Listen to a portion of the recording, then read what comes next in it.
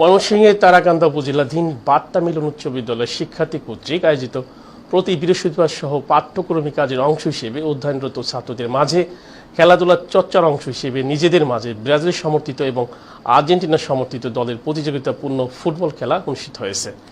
অত্র বিদ্যালয়ের ভারপ্রাপ্ত প্রধান শিক্ষক মুজিবুর রহমানের সভাপতিত্বে প্রধান অতিথি হিসেবে উপস্থিত ছিলেন অত্র স্কুলের সাবেক কৃতি ছাত্র ময়মনসিংহ শিক্ষা বোর্ডের সাবেক উপপরীক্ষা নিয়ন্ত্রক কামাল হোসেন।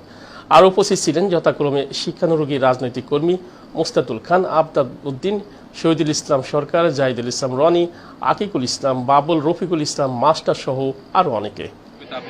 কোনোদিন সঙ্গীত, কোনোদিন হাম নাচ, কোনোদিন খেলা। তো খেলার মধ্যেও অনেক খেলা আছে। আমরা প্রত্যেক বৃহস্পতিবার একটা করে আমরা চেষ্টা করি তাদেরকে উৎসাহিত করার জন্য। তো এই খেলাটা আজকে পড়ালেখার পাশাপাশি যে ক্রিয়ার দিকে যারা সংস্কৃতির দিকে ধারাবাহিকভাবে এগিয়েছে এবং সুনামের সহিত এই অত্র বিদ্যালয়ে সুনাম বয়ে বেড়াচ্ছে, তাদেরকেও আমি ধন্যবাদ জানাই। পাশাপাশি আজকে এই 7 নং রামপুর ইউনিয়ন বিএনপি আয়োজিত আজকে এই খেলোয়াড়দেরকে সার্বিক সহযোগিতা আমরা করছি। আমি এখানে উপস্থিত থাকা অবস্থায় এই জন্য আমি বিল্ডিং হতে দিব না। আমরা কিন্তু এইখানে যখন আমি 24 ঘন্টার মধ্যে ইলেকট্রিকের পোল সরাই দিই, আমি তখনও জানি না।